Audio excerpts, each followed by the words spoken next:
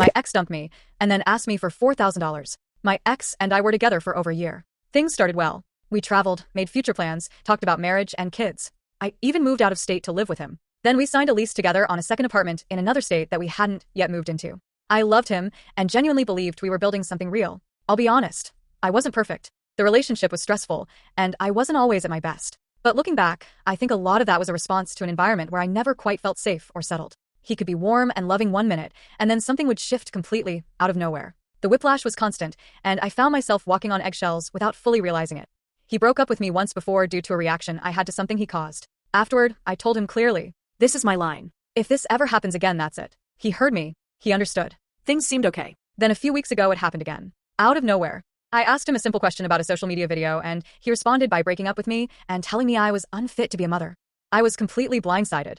I asked for a week of space. He went to his family's home. I used that time to reflect, get clear, and make the decision to move out. He came home to find me gone. I've asked myself many times if I should have handled it differently. Given more warning, had a final conversation. But every time I tried to have a direct conversation, it would spiral into something unrecognizable. It didn't feel safe. For broader context, throughout the relationship, he presented a prenup my attorney confirmed was legally unsound and exploitative. He made false accusations that I was gold-digging, secretly using birth control, and had gotten an abortion. For the record, I had a miscarriage. He picked apart everything about me. My age, intelligence, friends, family, fertility, career, and finances. He deliberately made my birthday painful and couldn't manage a greeting card on 3 separate holidays despite knowing how much I value them. I'm also currently dealing with a serious health issue throughout all of this. On the financial situation, our arrangement was that he covered apartment costs while I covered household expenses like groceries.